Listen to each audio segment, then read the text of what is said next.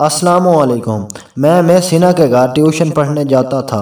एक दिन मैं सीना के घर वाले शादी पर चले गए। अब पूरे घर में सिर्फ मेस और मैं ही थे। अचानक ही बिजली चली गई। गर्मी की वजह से मेस को बहुत पसीना आने लगा, इसलिए मेस नहाने के लिए चली गई। मेस नहा कर निकली तो मुझे ऐसा महसूस हुआ जैसे दो फुटबॉल किसी कैद से आज़ाद फिर रहे हैं। मेरे मुंह में पानी आने लगा। यूं ही मेस अपने घने बालों को तौलिए से खुश करने के लिए नीचे की तरफ झुकी तो झटकों से वो फुटबॉल भी खूब हिलने लगे। वो सीन मेरे सोए हुए जज्बात को जगाने लगे। मैंने इनका नरम हाथ अपने हाथों में थाम लिया और इन्हें महसूस करने लगा।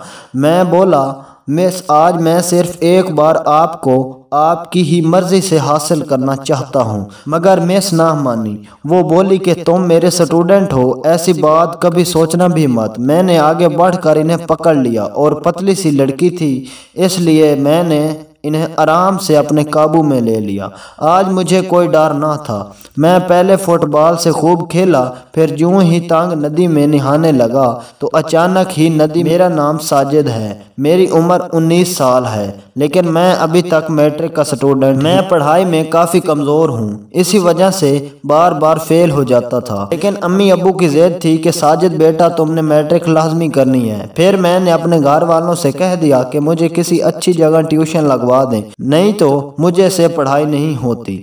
मेरी अम्मी कहने लगी कि साजिद बेटा, जितने भी मोहल्ले के ट्यूशन पढ़ाने वाले हैं, इन सब से तेरे अब्बू ने बात की है, मगर इनमें से कोई भी तुम्हें पढ़ाने के लिए तैयार नहीं, इसलिए तुम किसी एकेडमी में चले जाओ। लेकिन मैं भी अपनी बात पर कायम रहा, क्योंकि मैं जानता था कि हर एकेडमी में काफ़ी सख्ती होती है। मैंने अम्मी से कहा कि किसी ट्यूशन पढ़ाने वाली आंटी को अगर हम ज़्यादा फीस का लालच दें, मुझे उम्मीद है कि कोई ना कोई तो मान ही जाएगी। अम्मी ने मेरी बात मान ली। अम्मी को अच्छी तरह मैंने समझा दिया कि इससे क्या बात करनी है और किस तरह करनी है। अगले ही दिन अम्मी महल्ले की एक ट्यूशन पढ़ाने वाली के पास मुझे लेकर गई। मैं इस दिन पहली मर्तबा वहाँ गया था, मगर यूं ही मैंने वहाँ मेस को देखा तो मैं हैरान रह गया, क्योंकि वह बहुत खूबसूरत और अच्छे नए नक्श के हामिल थी।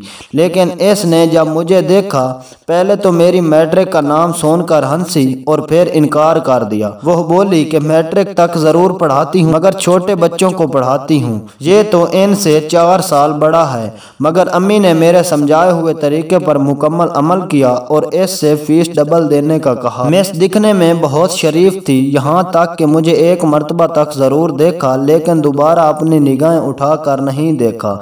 दुनिया में पैसा भी बहुत बड़ी चीज़ है। जब अम्मी ने कहा कि आप अपनी फीस मुंह से मांगें, वो कहने लगी कि ठीक है, तुम कल से ट्यूशन पढ़ने आ सकते हो, मगर फीस डबल से कुछ ज्यादा होगी। इस मिस का नाम हिना था। मिस हिना खुद भी किसी यूनिवर्सिटी में पढ़ती हैं, लेकिन शाम के वक्त खुद भी घर में ही ट्यूशन पढ़ाती हैं। अब मैं ही हर रोज देखता कि वो यूनिवर्सिटी काफी बन ठन कर जाती हैं। मैं इन्हें देखने के लिए इतना बेताब होता, कभी कभार तो दोपहर से फौरन बाद ही ट्यूशन के लिए चला जाता, मगर इस वक्त हाँ, मेरे अलावा दूसरा कोई भी ना होता। वो भी इस वक्त ही यूनिवर्सिटी से आती। मैं देखता कि इनके चेहरे पर काफ़ी थकन होती। मेरा तो दिल करता कि सारी थकन एक ही बार इनसे दूर कर दूं, मगर वो मुझे अपना स्टूडेंट ही समझती थी और कहती थी कि साजिद, तुम इतनी जल्दी मत आया करो, मुझे आराम का वक्त ही नहीं मिलता। मैं इनको कहता कि आप बेशक आराम कर लें, फिर वो आराम करने के लिए अपने कमरे में चली जाती और मैं इनके कमरे के बाहर बैठकर अकेला पढ़ने लगता। इनका कमरा घर के बाकी कमरों से थोड़ा अलग है और उसीलिए वहाँ उनके घर का कोई भी फर्द न जाता, और ख़ास तौर पर इस टाइम तो बिल्कुल भी नहीं जब वो यूनिवर्सिटी से वापस आती। एक दिन मैंने अपना सबक तो मुकम्मल याद कर लिया, मगर अब सिर्फ इनको सुनाना बाकी था। मगर मिस तो अंदर अपने कमरे में ही आराम कर रही थी।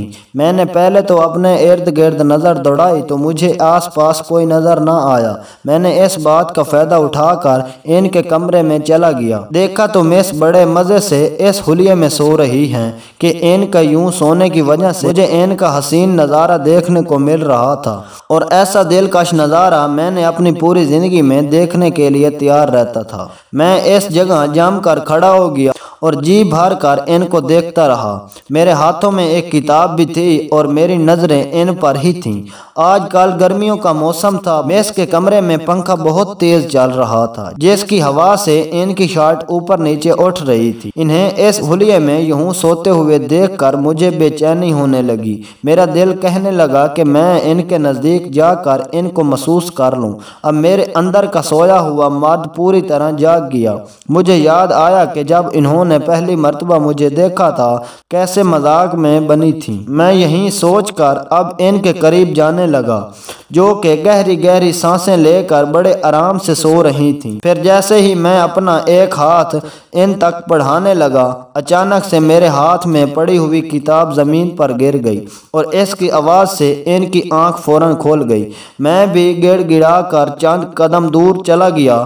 انہوں نے مجھے وہاں دیکھتے ہی اپنے دوپٹے سے خود کو چھپایا اور کہنے لگیں کہ ساجد، تمہیں میرا باہر ہی انتظار کرنا چاہیے تھا۔ میں نے بھی جلدی سے معذرت کی اور وہیں بیٹھ کر انہیں سبق سنانے لگا، مگر سبق سناتے ہوئے میرے دل و دماغ میں ان کا حسن بھی گھوم رہا تھا اور میں سوچ رہا تھا کہ اب نہ جانے کب اور انہیں دوبارہ اس حالت میں دیکھ پاؤں گا۔ پھر میں واپس گھر چلا گیا، لیکن اب میرے ذہن میں وہی سوار ہو گئی تھی۔ مجھے زندگی میں ابھی تک کسی بھی لڑکی سے اتنی دلچسپی نہیں ہوئی جتنی مس حنا سے ہوئی، کیونکہ ان کے اندر ایک انوکھی ہی شاید وہ مجھ سے بجکتی ہیں، اور ان کی یہی جھجک تو مجھے ان کی جانب کھینچ رہی تھی۔ پھر دن ایسے ہی گزرتے ہی رہے، مگر اس کے بعد ایسا موقع دوبارہ نہ ملا۔ پھر میرے پیپر شروع ہو گئے، مگر ابو نے مجھے کہا کہ ساجد، اب تیرا آخری چانس ہے اور اس مرتبہ مجھے مایوس مت کرنا۔ میں نے بھی ابو سے وعدہ کیا کہ میں اس مرتبہ لازمی پاس ہو جاؤں گا۔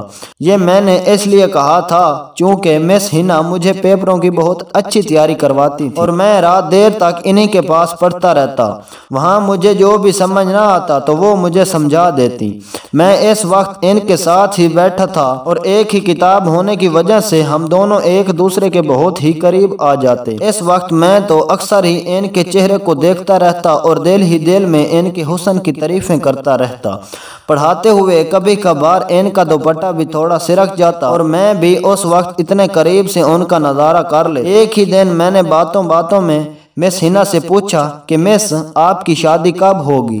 میری بات پر پہلے تو وہ حیران ہوئی، مگر پھر بے رخی سے کہنے لگیں کہ جیسے ہی میری پڑھائی ختم ہوگی تو شادی ہو جائے گی۔ میں نے حیران ہونے کی اداکاری کی اور کہنے لگا کہ آپ کا ہونے والا شوہر تو بہت خوش قسمت ہوگا۔ میری بات سن کر وہ غصہ ہو کر مجھے گھورنے لگی، مگر میں نے بھی جلدی سے کہا کہ آپ کے شوہر کو اتنی ذہین بیوی جو ملے گی، اور یہ تو اس کے لیے بہت خوش قسمتی والی بات ہوگی۔ اس پر وہ بھی مسکرانے لگی۔ ان کی اتنی دلکش مسکراہٹ دیکھ کر میرا دل کر رہا تھا کہ ابھی آگے بڑھ کر گھر کا کام کر ڈالوں، مگر ان کے گھر میں بہت ہی لوگ ہوتے تھے، اسی لیے میں ہمیشہ اپنے دل کی بات اندر ہی دبا لیتا۔ ایک مرتبہ انہوں نے باقی سب بچوں کو چھٹی دے دی تھی، مگر میں کافی دیر تک سبق لے کر بیٹھا رہا۔ انہیں بھی نیند آنے لگی۔ پھر وہ مجھ سے کہنے لگی کہ ساجد جلدی کرو، اب تو سونے کا وقت بھی ہو گیا ہے۔ میں نے ان سے کہہ دیا کہ آپ بے شک کمرے میں چلے جائیں، مجھے جو ہی سبق یاد ہوا تو میں آپ کو آواز دے لوں گا۔ انہوں نے میری بات مان لی اور اپنے کمرے میں چلی گئیں۔ میں کافی دیر کے بعد گیا، سامنے دیکھا تو دروازہ کھلا تھا اور مس کانوں میں ہینڈ فری لگا کر لیٹی ہوئی تھی۔ میں وہیں باہر ہی کھڑا ہو کر مس کو آوازیں لگانے لگا، مگر انہیں سنائی نہ دیا۔ میں بھی تنگ آ گیا، مجھے لگا کہ شاید مس سو گئی ہیں۔ میں نے اپنے لیے ایک اچھا موقع سمجھا اور چپکے سے ان کے کمرے میں چلا گیا، لیکن جیسے ہی اندر گیا تو وہ کسی سے فون پر بات کر رہی تھیں اور ان کا رخ دروازے کی دوسری جانب تھا، اس لیے وہ مجھے نہیں دیکھ پا رہی تھیں۔ میں آنکھیں پھاڑے ان کی پشت کو دیکھ رہا تھا کیونکہ وہ پیٹ کے بال لیٹی ہوئی تھیں۔ میرا دل مچلا کہ کاش میں ان کی بناوٹ کو محسوس کر سکتا۔ پھر میں نے اندر آ کر بیڈ ہلایا تو وہ میری جانب متوجہ ہوئیں۔ मैं सबक सुना कर घर वापस आ गया। अब मेरे पेपर भी सिर्फ 2 ही रह गए थे, क्योंकि इसके बाद मैंने फ्री हो जाना था और फिर न जाने मेरी किस्मत में इनसे कभी मिलना भी लिखा हो या नहीं। मैं सोचने लगा कि ऐसा क्या करूं जिससे वो मेरे साथ घर का काम करने पर तैयार हो जाए, मगर मुझे ये भी मालूम था कि मिस हिना जैसी लड़की कभी भी तैयार नहीं होगी। फिर अगले दिन मेरा आखिरी पेपर था। इस दिन उन्होंने सब बच्चों को जल्दी छुट्टी दे दी, क्योंकि इस दिन मिस के किसी रिश्तेदार की शादी थी और वो सब वहाँ जाने की तैयारी करने लगे। मैंने कहा, मिस, मेरा ये मजमून बहुत अहम है और कल आखिरी पेपर है, इसलिए आप मेहरबानी कर मुझे पढ़ा दें। खैर, वो कुछ सोचते हुए मान गईं। अब मैं सारा दिन इनके पास रहने लगा, मगर मैं बहुत उदास भी था, क्योंकि ये मेरा और इसका आखिरी दिन था। मगर इस दिन भी मुझे कोई चांस न मिला, तो मेरी इनके साथ अपनी प्यास मिटाना एक हसरत बन जाती, क्योंकि मिस तो मान गई थी। अब मालूम नहीं इसका कोई भाई भी यहीं रहेगा या सब जाएंगे, क्योंकि फिर ये सब कल शाम को वापस आएंगे। मगर हिना मिस के सारे घर वाले शादी पर चले गए, तो मुझे ऐसा लगा जैसे कुदरत ने मेरी दिली मुराद सुन ली। अब तो सिर्फ मिस हिना और मैं ही रह गए थे। अब मैंने सोच लिया कि आज तो इनको अपना बना कर ही जाऊंगा। वो मुझे पढ़ाने लगी। अचानक ही बिजली चली गई, तो यूपीएस खुद ब खुद ऑन हो गया। बिजली के जाते ही मिस हिना ने लाइट्स ऑन रखने की वजह से पंखा बंद कर दिया, ताकि वो यूपीएस चलता रहे और मेरी पढ़ाई में खलल ना पड़े। गर्मी पहले से ही ज्यादा थी और अब ऐसा करने से गर्मी की शिद्दत मजीद बढ़ गई। मिस ने बारीक कपड़े पहने हुए थे, मगर गर्मी की वजह से इनको काफी पसीना आने लगा। कुछ देर बाद गर्मी की वजह से मिस तंग होने लगी और मुझसे कहने लगी कि साजिद, तुम इधर ही बैठो, मैं नहा कर आती हूँ। मैंने कहा, ठीक है। कुछ देर बाद ही वो वॉशरूम से निकली, तो उन्होंने काफी अच्छा लिबास पहना हुआ था, मगर मुझे ऐसा महसूस जैसे इन्होंने नीचे कुछ नहीं पहन रखा और अब फुटबॉल आज़ाद हैं। यही सोचकर मेरे मुंह में पानी आने लगा। वो अपने घने बालों को तौलिए से खुश करने के लिए झुकी, जिससे फुटबॉल भी हिलने लगे। वो सीन तो मेरे सोए हुए जज्बात को जगाने लगा। अब पूरे घर में बाजी की महक दौड़ने लगी। फिर वो मेरे पास आकर बैठ गई। मैं इन्हें बार बार देख रहा था। वो भी मेरी इन नज़रों का मतलब अच्छे तरीके से जान चुकी थी। अब तो मेरी बर्दाश्त ख़त्म हो चुकी थी।